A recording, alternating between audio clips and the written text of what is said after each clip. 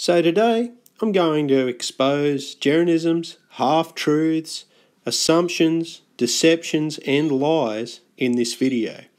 And I'll be giving you some sort of or some form of evidence to back up what I say, unlike Jeranism, who just makes stuff up as he goes along. So let's see what Jeranism has to say. What's going on, everyone? Jeranism again, back with a new video. I'm calling it the flat truth of the new moon.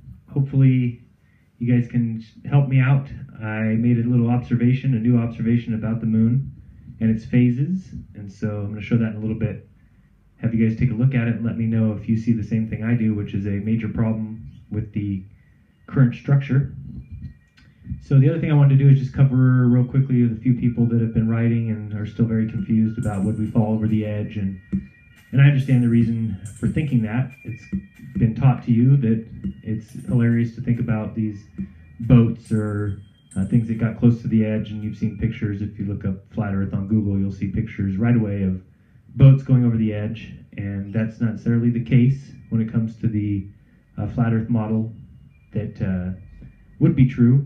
The azimuthal equidistant map that you see in front of you. I like how he just said would be true. That's an indication of what he really thinks. So why do we get images like this when you search flat earth? Well, that's because we don't actually have an image that's supposed to represent the real flat earth. So these are just artists' renditions of what they think that the earth looks like. And here we have the typical flat earth model. And I'll prove that this model is incorrect a little later. But what else has he got to say?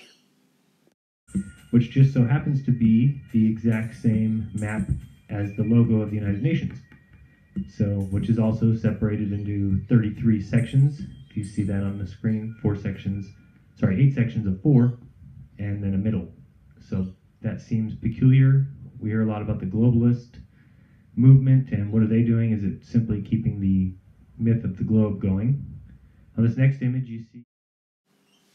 So here he tries to draw a parallel between what he has adopted as a true representation of the earth and the United Nations emblem, which features an equidistant map, and they've done that, I guess, in order to allow every continent to be seen.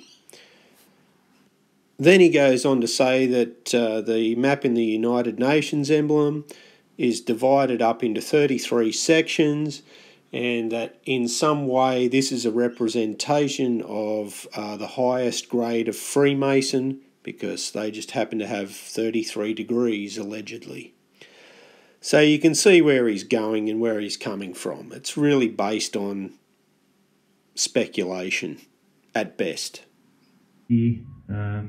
Operation Paperclip. But you might want to do a little research on that just to show you where did NASA come from, what is this country, speaking of the United States, what is their connection to Germany, to rocketry, when did NASA come into existence, and it's all basically these German scientists, 1,500 of them, that came over with the United States at the end of World War II. So here he refers to Operation Paperclip, which was an operation by the US to capture German rocket scientists at the end of World War II. England was actually trying to get hold of them as well, but they failed. They didn't get there fast enough.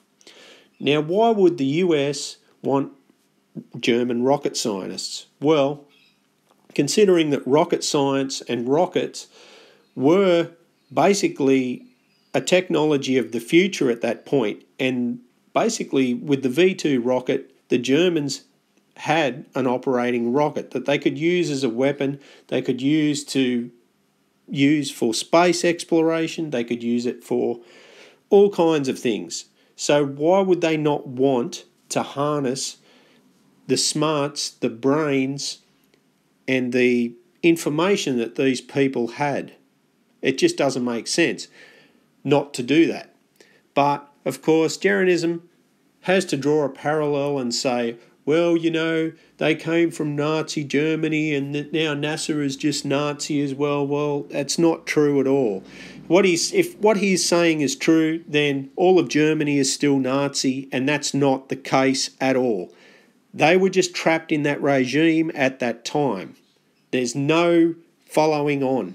Let's hear what he has to say next. You can also see here, very clearly seen, that the International Space Station is a strange shape, and it is almost identical to the symbol of Baphomet, the same symbol that you will find on the hat of the Grand Commanders of the 33rd degree.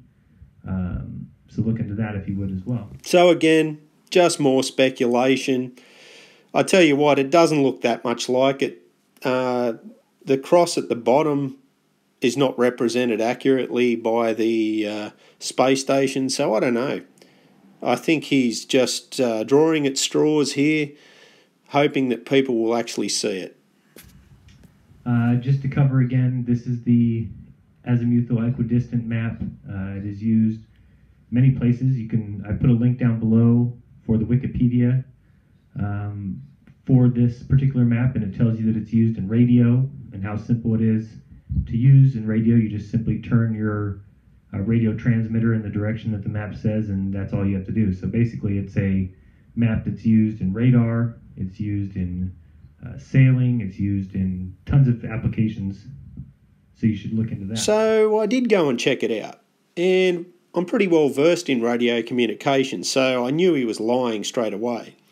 What he's told is a half-truth. The azimuthal projection map is used by radar operators, radio operators who need to find directions and whatnot. The thing he didn't tell you is the map needs to be projected with the location of the radar or the radio transmitter at the centre of the map. Otherwise it doesn't work. I'll show you what I mean.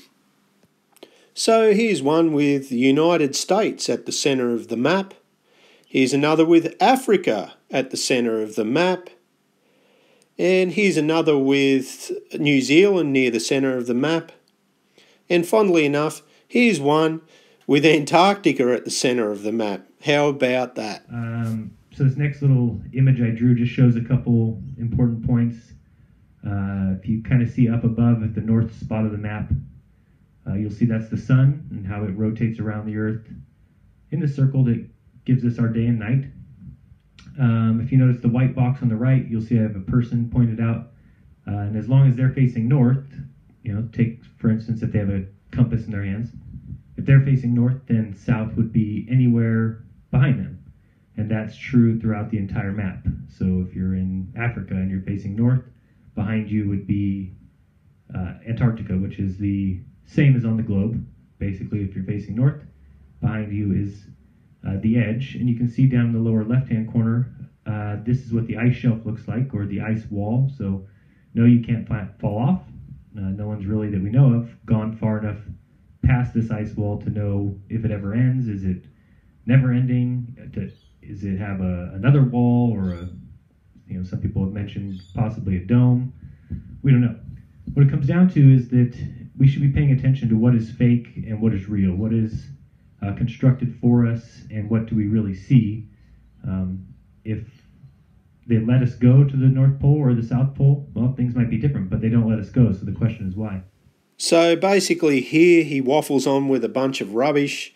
He has no proof whatsoever. He's, as far as I know, never been and had a look at this ice wall that he talks about. Well, he says that you can't go there, so he obviously can't prove it. He's got no proof that this is what the Earth looks like. He's got nothing to base it on whatsoever. It's just total, complete and utter guesswork. He's just guessing.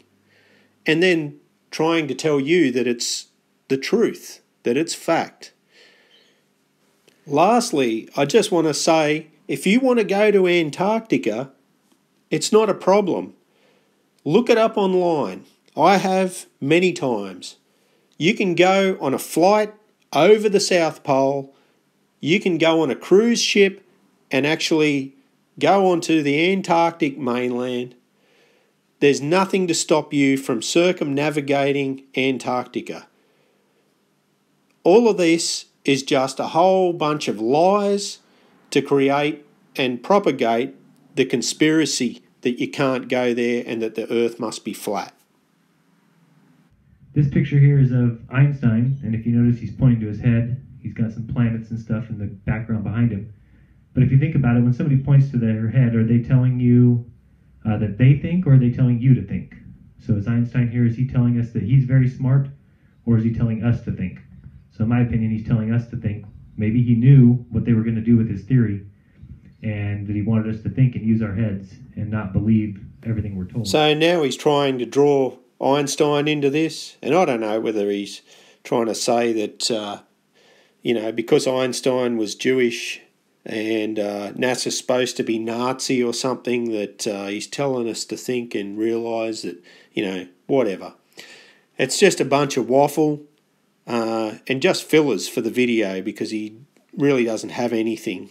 So let's see what he says next. Because if you do believe what we're told, then you will know that the sun and the moon look to be the same size in our sky, especially during an eclipse when one crosses the other. They are almost identical in size, and this is because the sphere-Earth theory says the sun is 92 million miles away and 860-something thousand miles across, which happens to be 400 times closer and 400 times smaller than the moon, which seems a little bit fantastical if you ask me, whereas if you believe in the flat Earth model, the sun is 32 miles in diameter and 3,000 miles up, and the moon is also 32 miles in diameter and also 3,000 miles up.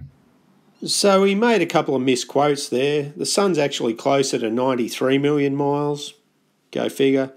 And he had a muddle up with words there and said that the sun was smaller than the moon or something. But in his graphic he's got it roughly worded correctly. But the fact is, you can buy a sextant and do whatever you like, but unless you've got something to scale it against, unless you can use something to work out one distance, how can you just say that it's 3,000 miles away and that they're 32 miles across? How? You've got to have something to scale it against. What are you scaling it against? Tell me, I want to know. This is something that you can buy a sextant and measure yourself and see what you come out with. If you do it, let me know. Be interested to hear your results. I don't think you'll come out with 92 million miles for the sun. This next picture is just a little image I put up in my last video just to show that the distance between California and Hawaii would cover 2,471 miles, and this distance would have to have 770 miles of curvature. So if you know anything about water, take a cup of water, take a pan of water, take a mile worth of water, that water level is always going to be flat. It'll never be curved, yet they tell us that all the way around the globe it's curved. So apparently a cup of water or even a swimming pool or just 1 mile of water looked at with the naked eye is enough to prove that water doesn't curve around the Earth and that the Earth must be flat. I don't get it. It seems to be too small of a scale to use as a valid experiment to prove that the Earth is flat. But here is an example of water curving under zero gravity. And here is a bubble that is showing water curving because of surface tension. So let's see what he says next. This next image, I just have a little plane to show you. For those of you who don't know, planes fly by keeping even with the horizon, which tells you that the horizon goes up with your eye level. It's not as if you get up in a plane and the horizon drops way down low. The horizon stays with you as you go up, and that's how planes fly. They just stay even with their horizon. So this image here just shows that, and then also starts to show you my problem with the globe. And this is something that is hard to explain, and I'll just let you really think on it, really picture what it would mean to be on a sphere or on a globe. You have some people right side up, some people upside down, and then with magic, you're told that because of gravity, you're both right side up. So here he suggests that the horizon always rises to eye level, even when you're in a plane at altitude, and to some degree that is correct. But there is a psychological component to it as well, as you will look to the horizon and actually perceive it as being level. But in fact, if you are to measure it with accurate equipment, you will find that the horizon falls slightly below level. It can be measured with a dumpy level, looking at the ocean, and it falls just below level. And now he uses the same old typical flat earther analogy of, well, some people would be right side up and some people would be upside down and all of this sort of thing. But I challenge anybody on the planet, anybody at all, to find the top of a sphere, a perfect sphere. You tell me where the top is, you tell me where the bottom is, without any other reference points, no pictures on it, nothing at all. You tell me where the top is, you tell me where the bottom is. A sphere does not have a top, a bottom, or sides. It is a sphere. It is the same no matter which way you look at it. Let's see what he says next. Another problem I have with this globe theory is if you watch any of the NASA or now SpaceX launches, you will see that the rocket does not go straight up, but it goes up and then to the right. If you ask somebody, an intellectual, why this happens, they'll tell you that because the rocket needs to get enough speed to exit the globe. But if you really think about a globe, no matter where you exit would always be the same. So that's where I'm confused with that one. There is no difference. You can't go out the side of the dome or the globe. So now he wants to know why rockets don't go straight up and why they actually roll, which I believe is the technical term for it. And, you know, it shouldn't make any difference. Well, here's the thing. Rockets don't just go straight up and straight into outer space. They actually go into orbit. Everything that has ever gone into space, whether it was going to the moon or going anywhere else, goes into Earth orbit before anything else happens so that they can build the speed to escape the Earth's gravity completely. So everything goes into orbit first. And if you look at this diagram, it shows the space shuttle actually taking off, going up and rolling to get into orbit, by which stage it drops its fuel tank and its boosters, and then it goes into its orbital path. So it doesn't make sense for a rocket to go straight up and then all of a sudden just pull up, chuck a U-turn and go into orbit. It just wouldn't work. It needs to carry its velocity and actually turn and go into orbit that way. So I hope that explains it. He's got some crazy idea that they just go over the ocean and then crash into the ocean. Well, you know, he can say whatever he likes, but it's not fact and it's not reality. It's just more paranoia. Anyway, let's see what he says next. I'm sure we'll see this diagram again. Just as if you think of yourself being on the globe, you have to be in the exact middle of it. Never could you be on the side of the globe. It would be everyone sees the same thing from their perspective, which to me is pretend. It's not something that's realistic. This image here just shows that somebody up near the North Pole would be spinning at 150 miles per hour, and somebody spinning at the equator would be spinning at 1,050 miles per hour. Quite a difference. And you're telling me if you flew a plane from one spot to the other, that when you got off the plane, you wouldn't notice that you're now spinning 1,000 miles per hour faster than you were before. This image here just shows one of the theories, or the round earth theory, uses the fact that you can see further the higher you are up as a proof of the sphere of the earth, which makes no sense. This is not proof of a sphere. This is proof that somebody who's higher up can see further. That's the only thing that proves. So if you look at the simple little diagram picture here, you'll see that the person who is in the water actually can see, obviously, the least amount of distance. And then the next person up, the one on the shore, can obviously see further than the person in the water. And the next picture is somebody on a ladder who would obviously see further than the person who's on the shore, who would see further than the person in the water. Keep going further, you have somebody up on a mountain would be able to see further. and ultimately somebody in a plane would be able to see the furthest. So this isn't any proof of a sphere.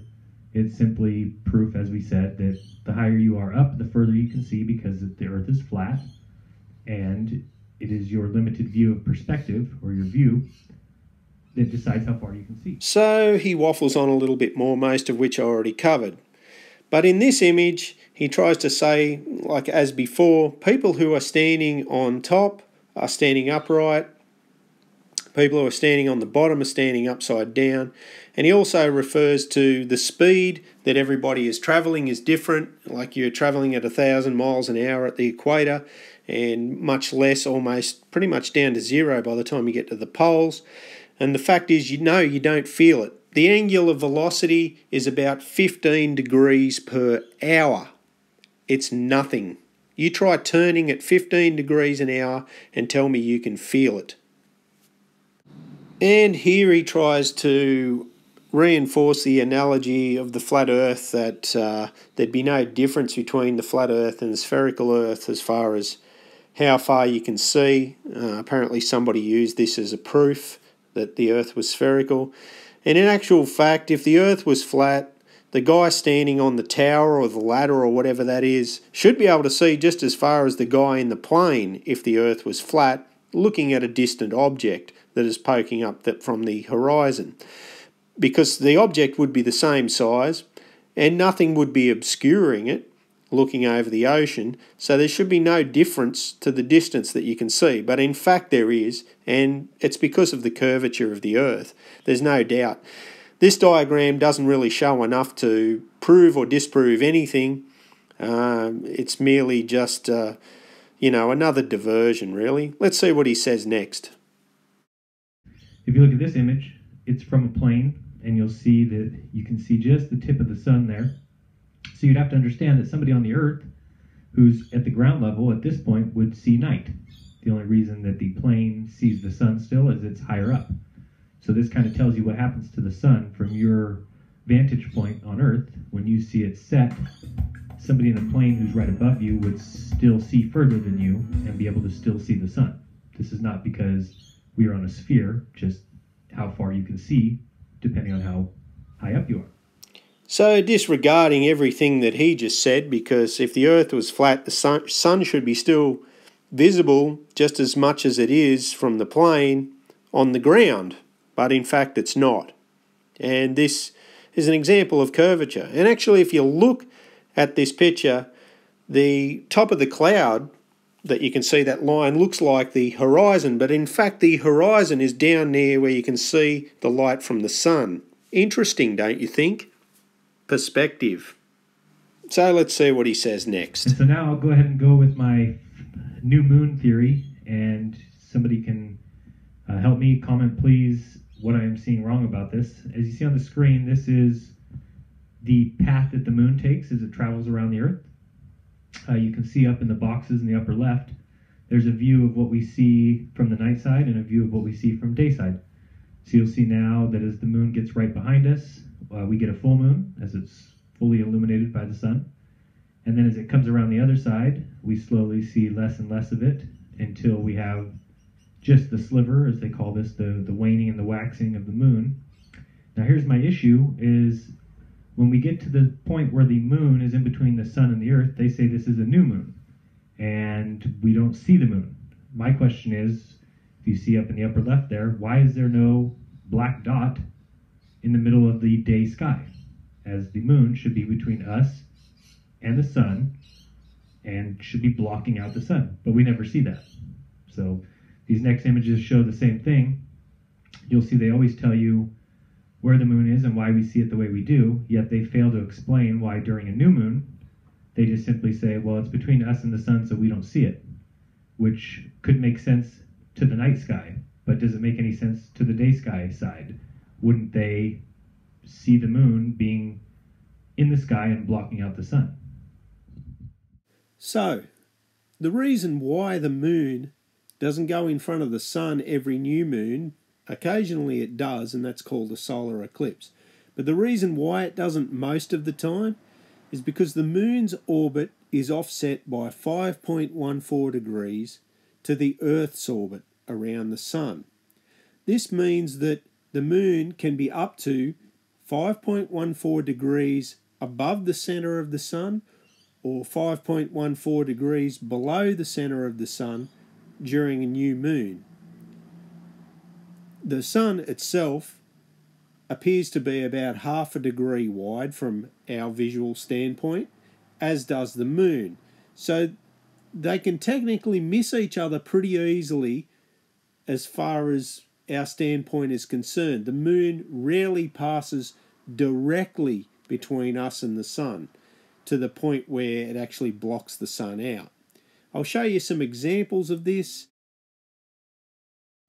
So as you can see, we have the Earth's orbit around the Sun here as the red dotted line, and this isn't to scale as far as the distances are concerned, but you can imagine if the distance between the Sun and the Earth was much greater, the apparent size of the Sun would easily slip past along that dotted line and miss the Moon as it passes in between.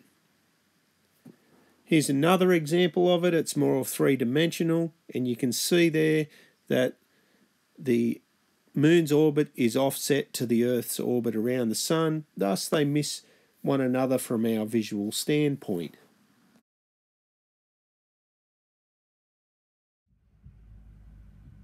So you can see in this image the same thing, that with the rays of the Sun fully engulfing the sky, not aimed directly at the Moon, wouldn't we see from the day side a black spot in the sky?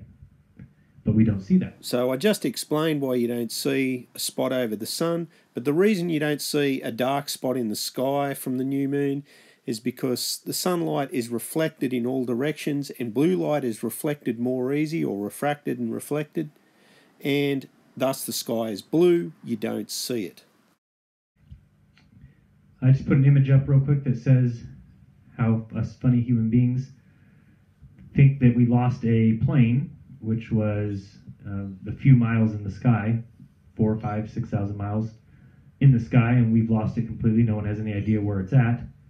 Yet we have a robot on Mars that takes selfies and is 150 million miles away. Seems to be a little peculiar. Now, if the transponders and transmitters and everything that they use to track a plane are turned off, then you can't track the plane. Or if it's out of range of the tracking receivers, you can't track the plane. A rover might be X amount of kilometres away. It doesn't matter. If you have radio communication with that thing, you can find it. You can keep up with it. You know where it is. But they also tell you that this is real. The image you see there of galaxies and this beautiful smoke, and this is nothing more than a CGI computer graphics, computer-generated image. Nothing real that we see. Same thing with this image. Really pretty if it were in fact anything that we see in real life, but it is not. And yet I'm the one who wears the tinfoil hat, and people believe that this is true. So these images are real. They've just been colour enhanced. This is Mystic Mountain in the Carina Nebulae, and basically they've just added colour, but the image was taken by Hubble, and it was actually a visual image generated by light. This is an image of the Horsehead Nebulae. It was taken by Hubble using infrared, and the colour has been enhanced. It really only exists in black and white. So, you know, another half-truth by Jeranism. Let's see what he says next. Next, I'm going to take a look at a video. I found a site. I linked to it in the description, so you can go there and play with it. Basically has many different maps, and you can see different currents and wave configurations, and these are live. You can also, so if you take a look at the image on the screen now, you can click the link in the description and check out this for yourself. You can turn on, for instance, like I did, wind currents, wave currents, and then check out what they look like on the globe. So as you can see, they're kind of all over the place, going roundabouts for no reason in some regions. It doesn't seem like there's any rhyme or reason to the path of the waves or the path of the wind currents. Doesn't make any sense with a spinning Earth. None of it seems to jive with what we see and perceive on a day-to-day basis. And I don't know about for you guys, but I don't have an agenda in all this like others. All I want is the truth, and it seems peculiar to me that there's so many things that can't be explained in the globe model, yet when we turn it to the flat Earth model, all of a sudden these things are explained. Did he just say he doesn't have an agenda? But he's making money from these videos. And he's asking people for money through Patreon. That's an agenda. Making money is an agenda. He's misleading people through his videos, monetizing the videos with advertisements to make money, and then asking people for money to pledge to him through Patreon. That is an agenda. And if he can mislead people and keep this thing going on forever, he can keep making videos about it forever. That is an agenda, isn't it? Or am I wrong? So, apparently this makes no sense to him, and I'm going to explain it so that he can understand it and everybody else can understand it. And there's actually some good effects here. We'll get to see the Coriolis effect at work. So if you look here, you'll notice that the wind currents are heading towards the west along the equator in the middle of the screen, or towards the left-hand side of the screen. The Earth is actually rotating with this face heading towards the right of the screen, or to the east. So this makes the currents along the equator head towards the west. If you look either side of the equator, you'll notice in the yellowy areas, the currents are generally heading in the opposite direction, so in the north and the south. But you'll notice in the subtropical areas, either side of the equator of those westerly heading winds, there are some currents spinning in different directions. And in the northern hemisphere, you can see that it's turning clockwise, if you look there where the cursor is. And then if you go down in the southern hemisphere, you can see that they're turning anti-clockwise. And that's the Coriolis effect at work. And it is the effect of the Earth's rotation for you. So that's an interesting point. You'll see on the screen now I'm just kind of showing some different configurations and then looking at the way the waves seem to not make any sense.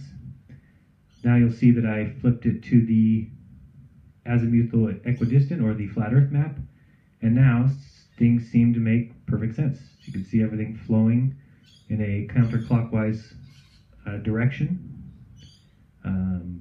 You can see in the middle that things change, and then also you can see where the blue is.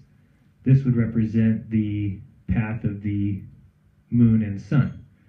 So when we talk about the moon affecting the tides on Earth, this would be true in the flat Earth model, as the moon goes around and carries the water with it, kind of releases it as it gets further along its path, which by then it will have picked up new water, and so on and so forth. So what I'm saying is, if you go here and just play with some different things, look at the wind, look at the surface temperatures, you'll start to see that the system seems to make sense on the flat Earth, but does not on the globe. So now he tries to convey this idea that according to the flat Earth model, which is this equidistant azimuthal projection that he's adopted as the flat Earth, makes sense of the currents and whatnot is going on.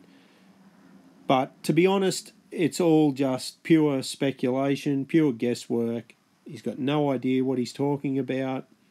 It's just sort of fluffing along, making it up as he goes, with no proof and nothing to back it up whatsoever. And these are the things I'm talking about, is why do all these things not jive with reality? Why are the moon phases, like the new moon that I showed earlier, not realistic? Well, it does jive. And I just showed you how the moon phases work and why that problem that you tried to create doesn't exist. Look at this here. This shows the waves.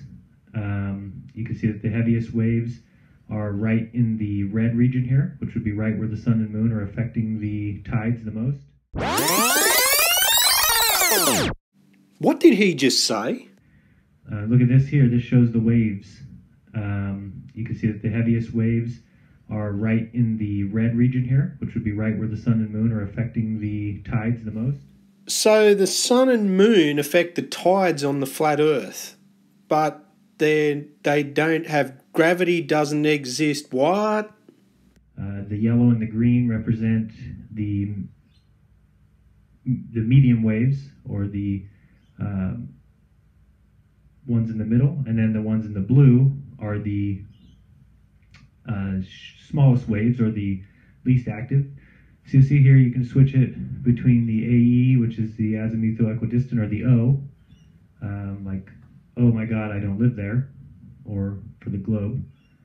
You can bring that up. You can see on the screen now what made sense before doesn't really seem to make a whole lot of sense now.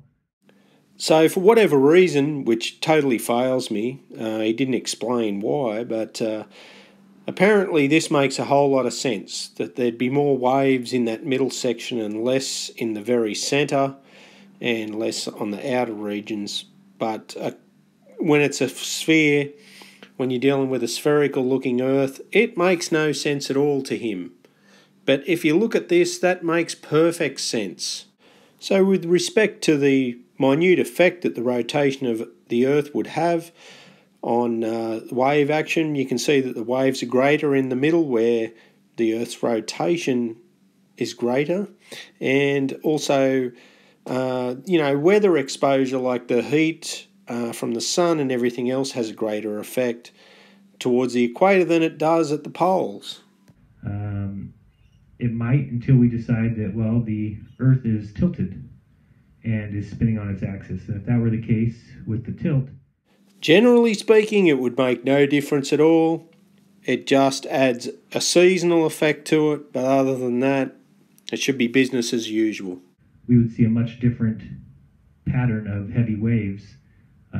For instance, the Earth is probably tilted about like that as it spins, and as we turn the colors back on, you'll be able to see that this doesn't make a lot of sense.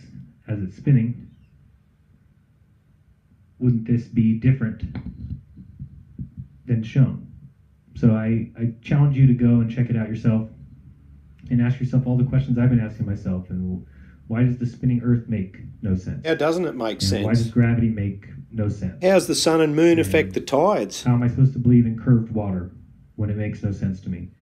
I don't know. There's some curved water. What's the problem? And why do the time-lapse videos we see of stars make no sense per their model? Well, now he's just throwing random questions out there. It does make sense.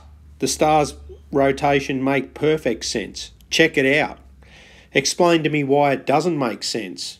That'd be handy for me to actually look at what you propose there. Do tell. So these are the kind of things that I ask myself that you need to be asking yourself. Why is it to me that living on a globe makes no sense, does not jive with my version of reality? But it's not all about your version of reality. It's all about the general consensus. Where two people can be both right side up, but in reality one is upside down, but not really because of gravity. It doesn't make any sense to me. Yeah, but if I hang you upside down and you look around, everything looks upside down to you, but everybody else looks at you and thinks you're upside down. It's perspective. Why do these wave currents make no sense on the globe? Because you're completely out of your depth, that's why. That's a question you need to ask yourself. Why does relativity make no sense? We can measure how fast the Earth is going, and we can measure how fast the sun is going, but only relative to each other. Well, if you're driving along in a car and somebody's driving along beside you in another car, and if you didn't know that you were moving, you'd assume they were standing still. And it's exactly the same thing. It's all relative to the observer. So if somebody else is standing outside, the car standing on the road, they see you go past, what do you think they see? The car rushing past. The fact that the Earth is also going 66,000 miles per hour around the sun, we can't then say how fast the moon is going in comparison with the Earth and the sun, since it's all relative to your position. It just doesn't jive. You just got problems. These are the kind of things. So from here on, he waffles on a bit. We'll skip this whole section because he doesn't say anything of any interest or anything worth me making any note of or saying anything about. Why does the NASA roll technique not make sense when launching rockets? Well, I just explained what that was about before. Why does losing 700 boxes of moon landing footage, the greatest accomplishment of mankind, not make any sense to me? There's no way you could lose 700 boxes of videos unless you were trying to get rid of them. That's your opinion. Delusional. Why does NASA doctor and remove images? There's plenty of examples of them having an image up on their database. Somebody finds a mistake with it or a clear proof of deception, and the next thing you know, they remove the image. Doesn't seem like a scientific organization that is, attempting to distribute facts to me. They probably just get sick of seeing stupid comments on why there. Is there, if there's no evidence for the sphere Earth, why is it the accepted model? Come on now, come flat Earth on. made fun of? Why is it what we were all taught to laugh at and snicker at as soon as somebody talks about flat Earth? It seems kind of weird. You can talk about anything you want, but you talk about flat Earth, and all of a sudden you should have a tinfoil hat. Think you got a complex about so this this. here is showing some of the temperatures, I believe. Again, doesn't really make a lot of sense on the globe model. Keep saying it, won't make it true. Things just all seem to kind of act wild or not like you would expect them. But you'll see in a second when I flip it what a difference it does make. But just keep asking yourself those questions. Why can't I go to the North Pole? Why can't I go to Antarctica? You can go to Antarctica. Everything were as they say, there should be no problem with me taking a trip down there. But go ahead and try, and you'll see that you have to have a government guide or a government tour guide. Bullshit! That just seems like deception. There would be no other reason for them to require this of me. What a load of crap. Why do all countries own Antarctica?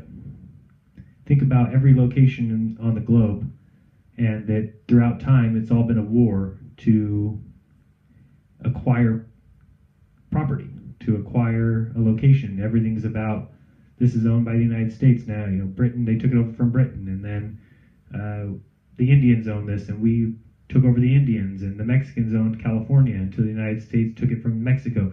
Everything's about conquest of land. But then there's Antarctica, and nobody owns it. It just sits out there around the edge. Around the edge.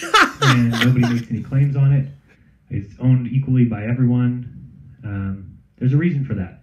If it was just another splotch of land, believe me, somebody would own it. Somebody would have gotten there and staked claim to it, and there would have to be a war in order for us to know who owns it for sure. But that seems peculiar to me. It's a block of ice that wouldn't grow Why a are bean. all rockets launched near water? Because they drop fuel tanks and whatnot and do shit like this occasionally. This is just another one of those weird things that, is it because they simply go up in the air and go off to the side and get out of our view and dump into the water? This wouldn't be possible if they launched from, say, Colorado, where they would launch their rocket. Well, people, either east or west, whichever way the rocket went, would be able to follow that with their eyes. But when they do it from Florida... Can I have a show of hands who would like this kind of thing happening above their house just so that they can see rockets take off? How about this in your backyard? Or how about some rocket boosters? We could drop those on your house. Or a fuel tank. Yeah, that'd be the go. That'd just wreck the whole thing. And dump it out into the Atlantic Ocean. Well, there's nobody there who can verify this. So these are the kind of questions you need to ask yourself. So at this point, he carries on with a bunch of really badly confirmation biased statements that support his beloved flat earth, and he just goes on and on. So we'll skip to something more interesting. I have another video coming out in a few hours that will talk about SpaceX and their most recent launch and the CGI movie making and Hollywood crap that they put out and tell you is real. It's not real, folks. Watch the video, you'll see for yourself that they're faking space. And I don't like to think about why any more than you do, but it certainly is not okay for them to be lying to the entire world. So let's call them out for it and get it stopped. Till then, tell the truth.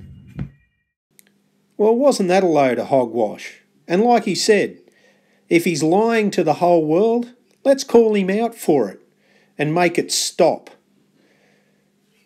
Please be kind to one another and don't tell lies like this guy. Have a great day.